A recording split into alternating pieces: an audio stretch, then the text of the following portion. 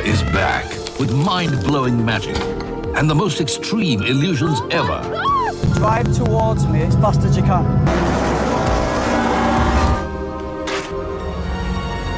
Get ready to let your jaw drop I will. on a mesmerizing trip across the globe. Dynamo, Beyond Belief, starts 18th July, Saturday, 9 p.m. on History TV 18.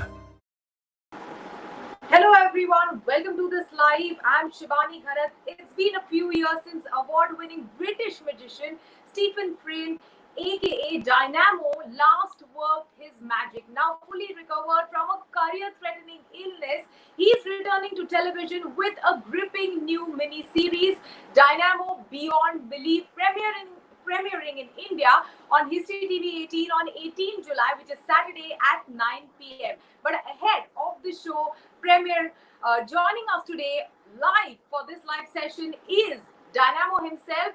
Welcome, Dynamo. Waiting for you to Namaste. join in. I'm here. Hey, oh wow, that's an interesting outfit. Yeah.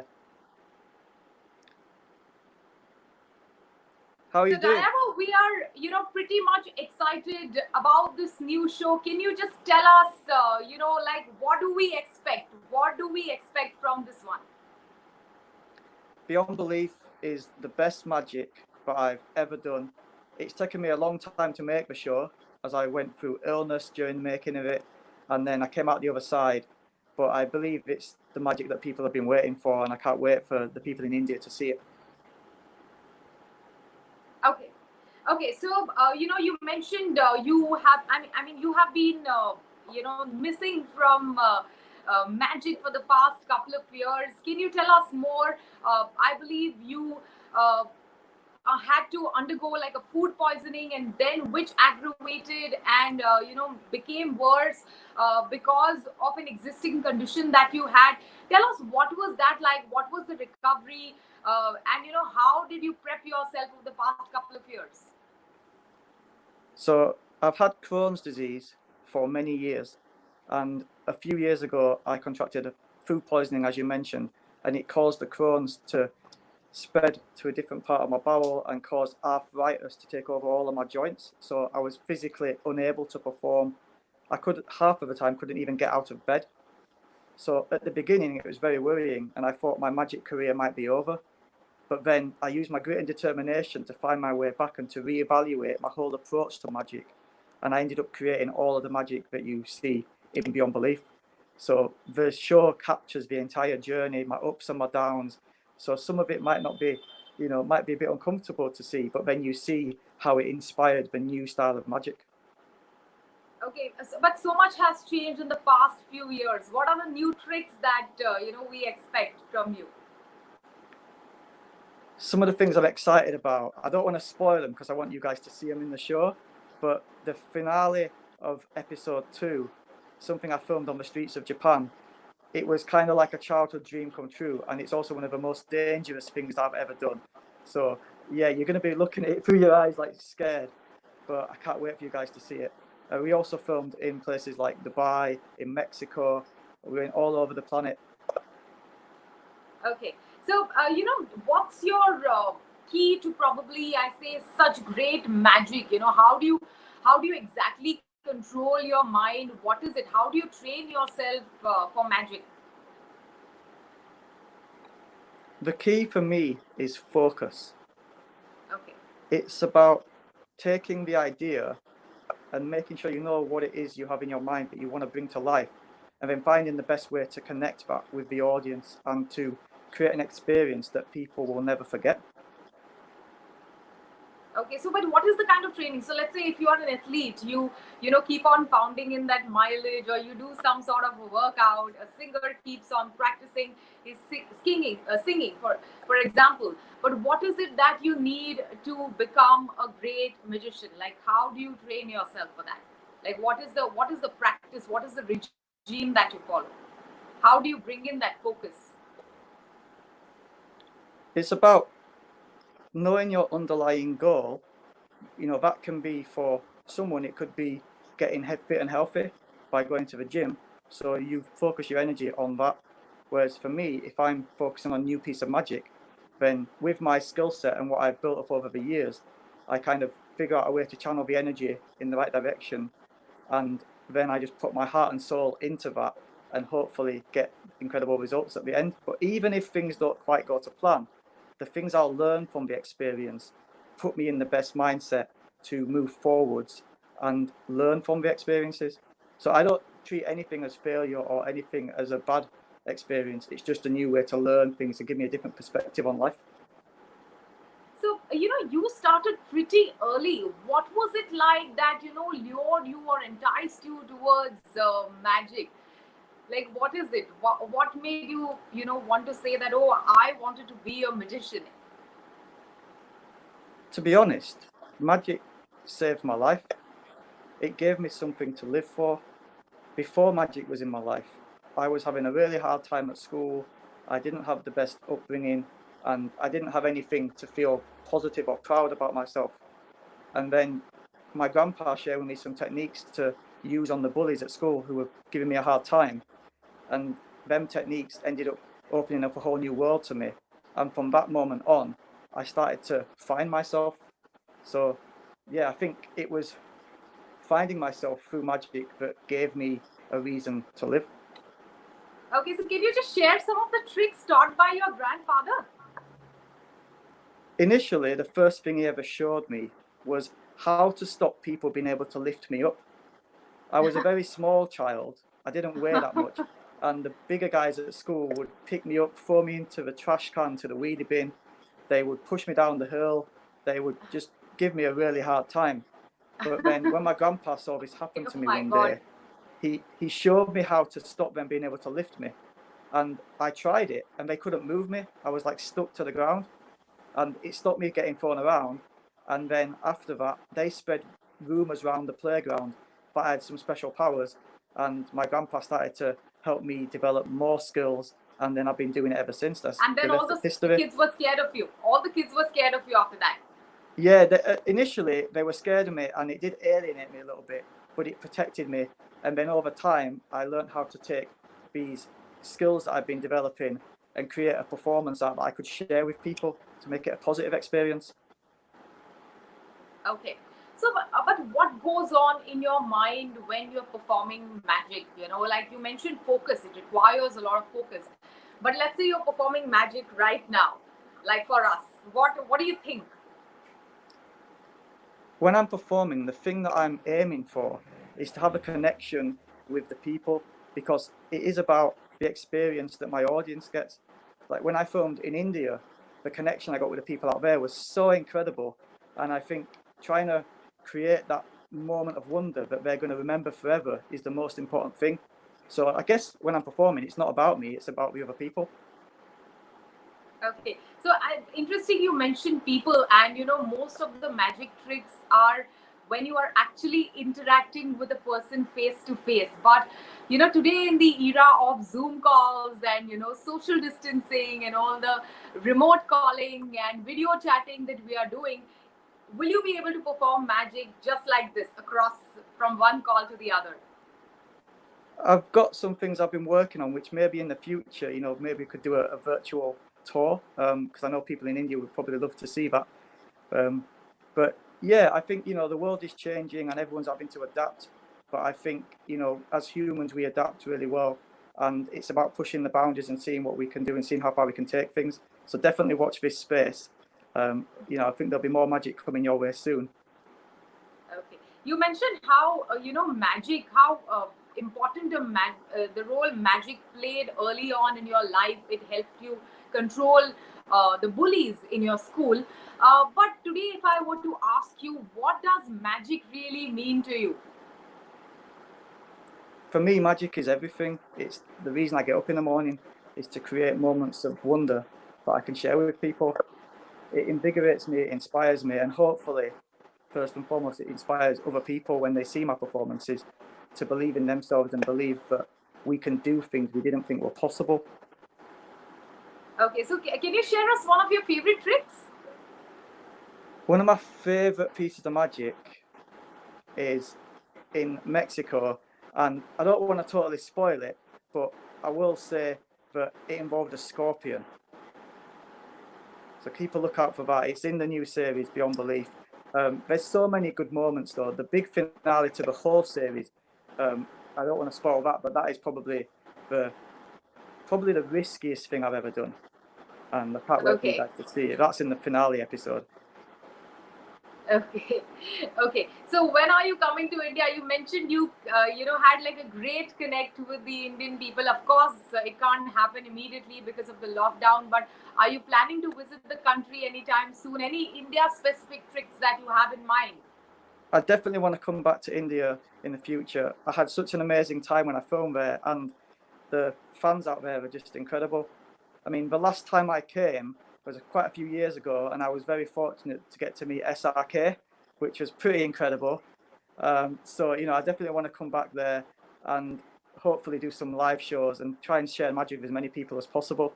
But we just need the world to get better first, and I hope everyone's keeping safe out there in India. And I'm sending all my love to you guys out there. So, looking at your magic tricks, so many people around get inspired.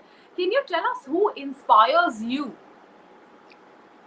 Initially, I was inspired by my grandpa when I was little, and in some ways, I'm still trying to keep his legacy alive with every performance that I give, and hopefully he'd be proud of the magic I'm doing now. But nowadays, I find I'm inspired by experiences that I get from around the world, even negative experiences. When I was in hospital really sick, it was that negative experience that caused me to find the new way to perform magic. And that's most of the magic was generated and brought to life in Beyond Belief, because I would write down all my ideas in my little notebook that I had in my hospital bed and hope that I'd get better. So, that negative experience created something new. So I created light from the darkness. And I think right now, with the world the way it is, it's very easy to look at things in a negative way. But I'm always trying to find the positive, and that's what I always try and do with magic. Is it's about creating positive experiences that people can share forever. Okay. Can you tell us, like, what is it that you do to better your art of, practicing magic? Like, is there a meditation that you follow? What is it that you do to get better at it? I try and take each day as a new chance to learn something new. And I'm also very interested in finding out about other people and what they do to inspire them, because I believe that every single person you meet has a story that you've never heard before. So it doesn't matter if they're someone who works in a factory, or if it's somebody who is on television. Every single one of us has our own unique story to tell, and I'm just fascinated by other people's stories, and it helps me to understand how I can tell mine and share experiences with people. So I find a lot of my time does go into, I guess, meditating on other people's experiences. Yeah, so I mean, it's a very interesting answer that you gave. You think of it as a story, and as a story that you want to tell, which is your magic. So, do you consider magic as an art or a science? Because a lot of people, there are divided opinions, and some people calling it science, some calling it art. How much of it is science and art? Because I believe it's a combination of the two. I personally approach my magic as an art form, and I appreciate, I create experiences that I want to be beautiful and have an experience that people get, that they walk away and they want to tell people about it, which is kind of what art, when you see a good piece of art on the wall, then you want to tell people about it, or you want to show people it, or you want to share it on your Triller or your Instagram accounts. So for me, I think first and foremost it is art, but I also think that the way I approach it when I'm creating new ideas, it is like a science as well. It's about finding things that have never been done before and experimenting and creating something that is impossible. Doing the impossible is what I do for a living. So there is definitely a kind of slightly scientific approach to it that I take. But the end result, I want it to feel like a piece of art. Okay. So do you think, with so much of improvement in technology has reduced the belief in magic? Because, you want a tiger, it's right there on the phone in your living room. Like it's become so easy because of AR. Do you think that? I definitely think all the new technology does opened up so many possibilities and opportunities for everybody around the world to create their own type of magic. But it also does push me forwards in developing my skills to bring it to a modern audience and to keep up with the times. I feel for many years, magic kind of didn't really move forwards. But then over the last few years, I think, you've got a lot of young magicians I see on Triller, on Instagram, on Twitter, sharing their own videos, and they're bringing magic to a whole new generation in a way that wouldn't have happened many years ago. So I think, yes, technology can make people be less surprised by things, but if you know how to use it correctly, you can create even more magical experiences. Okay. So tell us about your famous walking on the water trick. How did you think about it, and how did you create it? I was inspired when I was younger to want to be able to walk on water from a negative experience.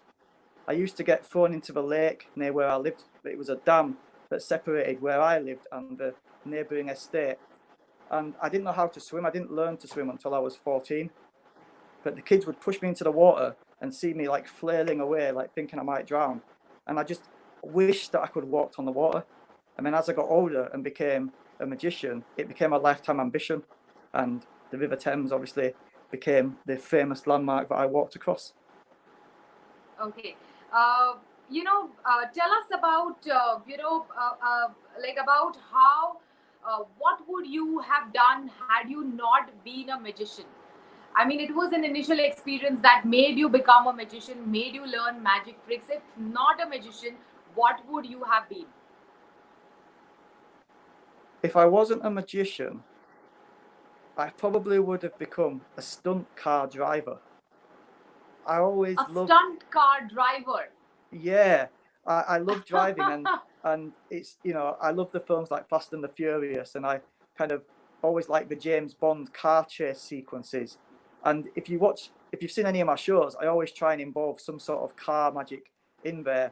And one of my favorite experiences filming Beyond Belief was actually in Japan. I got to go to like a Fast and Furious type car meetup and do something incredible with the car that you're going to get to see. I don't want to spoil it, but it was pretty dangerous, but it was so exhilarating. It was like a dream come true for me because I got to kind of bring some of that stunt car ideas that I have in my head to life.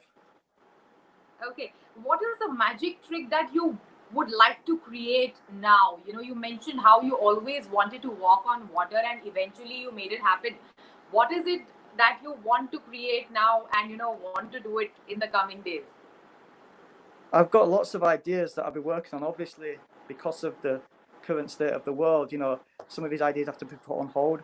But I do want to try and do magic in as many places as possible. So, maybe a world tour isn't going to happen anytime soon, but possibly a virtual tour is something that could happen, especially with all these new technologies and the way we're communicating now. But yeah, there's definitely more magic to come. I don't want to ruin the surprise of the ideas because I believe magic is about the element of surprise. So when you see I would like to create a bubble amazed. around me to keep a social distancing alive all the time in this time. Like just create a bubble and just protect yourself. Yeah. Okay. So, many of the tricks that you have performed have been so dangerous. Has any of it gone drastically wrong? Like, has it been has it gone completely wrong and has failed very badly?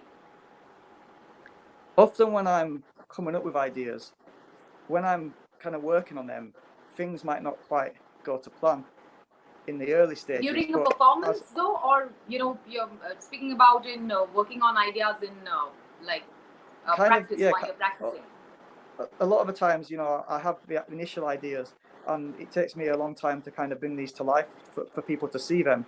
So, I often try and prepare for things going wrong, because if things can go wrong, then they're going to go wrong. So the best way is to prepare and just to be ready for them. And I find that when things go wrong, it's not necessarily a bad thing. It just means you learn from it. There's no such thing as failure. There's just different lessons that you learn through experience. And then when it comes to giving the big performance, when the cameras are on and when everyone's watching, that's when it counts. So it's better to get all of the errors out of the way first and learn from those bad experiences so that you can give the best performance when you're at the main event. Which one has been your toughest, honestly? Like, for which you had to really practice, like, 50, 100 times before you actually performed it?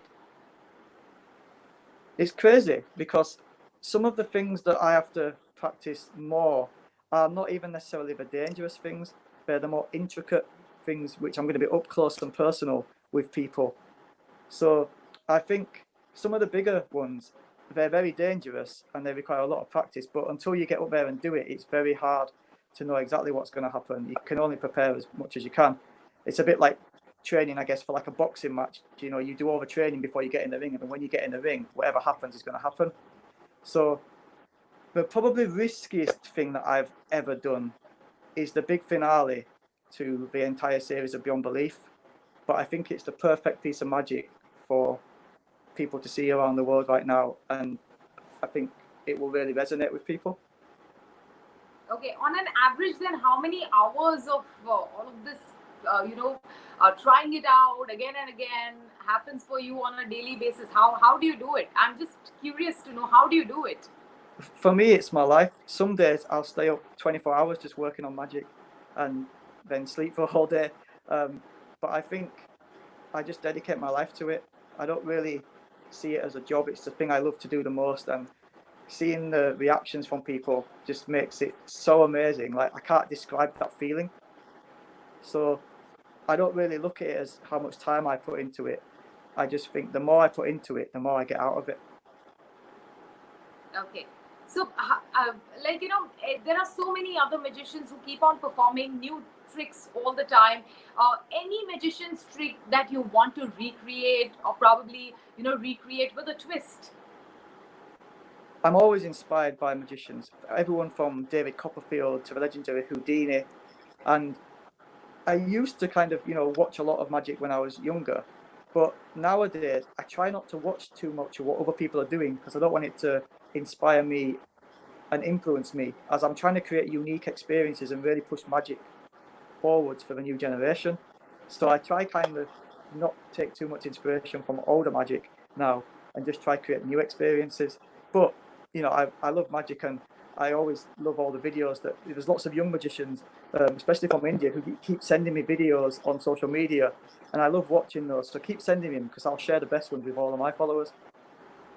I feel like magic is in safe hands for the future. As a kid, like whenever I would go to watch any of the magic shows, it would be performed live right there in front of me. But so much has changed over the past couple of years. And of course, the intervention of social media and television. How difficult or easy it is to perform a magic trick for a camera as compared to performing it for a live audience? For me, I've been in front of a camera for, I'd say, half of my life now, and I've kind of got used to it. So it's the thing that I do, and I think if you see, the new generation, they've grown up with camera phones, so they're kind of so used to it that it's become the new normal. So I just think, you obviously, when it comes to performing, you have to make sure that you're on point and your skills are perfect because there's cameras everywhere. But for me, we're living in an age where it doesn't matter whereabouts you are in the world. If you have a skill, you're able to share it on social media with as many people as possible, and you're not limited by your circumstances because you can reach people that are on the other side of the planet with a click of a button. Yeah, that's there. But how difficult or easy it is, because I think during a live performance is just one go. For a recording, or when it's being recorded, it's a different ball game altogether. Yeah, I think to do anything good takes a lot of hard work and dedication, but it's worth it. Okay. So can so many aspiring magicians get inspired by you. Can you give them any tips to, how to become a magician? What is the most important thing that they should follow? I think first and foremost, you've got to put everything into it. If you dedicate yourself to something, then you will get the results that you want. And it's about practicing and preparing and just not worrying about getting things wrong, because it's about learning from those experiences and then taking each performance as an opportunity to grow. But also, most importantly, it's good to have fun with it as well. I love Okay. performing. I have so much fun when I'm doing it. So, if I'm having a good time, then my audience is going to be having a good time. Okay. So I'm moving on to the audience questions. There is a question by Himanshu Singh. Dynamo, I'm your big fan. Will you teach me magic? Will you open a college to teach this? Well, maybe in the future when I get to come back to India, maybe we can talk. But yeah, I think, if you go onto YouTube or even my Book of Secrets, which is on Amazon, is a great way to get into magic as a beginner.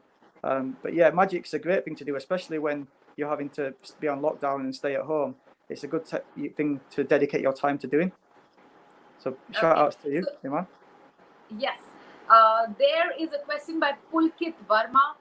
How did you start your career and reach where you are today? We got to know how did you get into magic, but how did you start, taking it or thinking of magic as a serious career option? Yeah, so I believe was that Pulkit? Did I get that name right? Yes. So hello, Pulkit.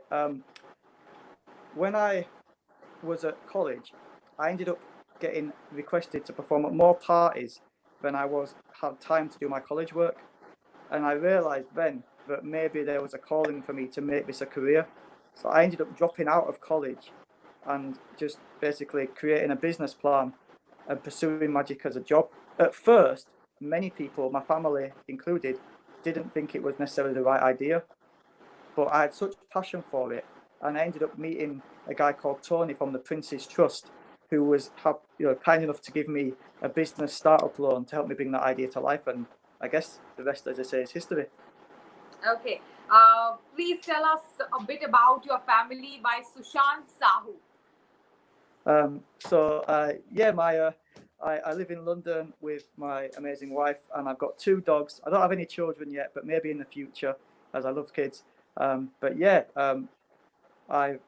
didn't have the best or the most close-knit family when I was growing up. My father was in jail. My mother had me very young. So I think I have such an appreciation for the family I've got now, which, I never want to take it for granted. But in some ways, I feel that the people that I've met around the world who've experienced my magic, we're all kind of one big family that's been connected through magic. I think magic for me was a way to connect with people in a way that I didn't have that connection when I was little. Okay. So there is a question by Kamaji Sultan. Dynamo, will you please come to Hyderabad? You have lots of fans here. Hyderabad is an Indian city down south in India. It's a landlocked city. It's a beautiful city. You must visit, and you have a lot of fans here. So will you go there? Oh man, I definitely want to come. I want to come to India so much, and I want to try and go to all the amazing places. So at some point in the future, we have to set up some sort of India tour. Okay, so if you go to Hyderabad, do not miss the mutton biryani over there. The lamb biryani. Okay, yeah. Really fabulous. It's a specialty. Then there is a question by Dibakar Kumar. Can you remove COVID-19 with your magic? I mean, hopefully, the world will get better soon, and hope everyone is staying safe and doing everything they can to protect themselves and protect their families. As it's a very real thing, and it's very bad. 2020 has not been the best year, but hopefully things are going to get better in the future for everybody. Yes, but I wish you could, because we're just fed up of being locked in our homes. Okay, that's it. It was a great conversation with you. Lovely talking to you. I learned so much, and I personally was so curious about learning about magic. And I always used to think that what does a magician really think when he is performing a trick? And magicians would really fascinate me as a kid. We had like a couple of Indian magicians at home, and as a kid growing up with Doordarshan, which is our public network, I would keep on watching all of these shows. And I mean, I'm really amazed and inspired by your journey and your magic tricks. Thank you so much, Dynamo. Thanks for speaking to us. Thank you so much. And everybody, make sure you tune in. My new series is premiering on History TV 18 on the 18th of July at 9 p.m. and I can't wait for you guys to see it. Yes, that's Dynamo Beyond Belief premiering in India on History TV 18 on 18th of July, which is a Saturday at 9 p.m. So please do watch. Bye guys. British magician Dynamo is back with mind-blowing magic and the most extreme illusions ever. Drive towards me as fast as you can.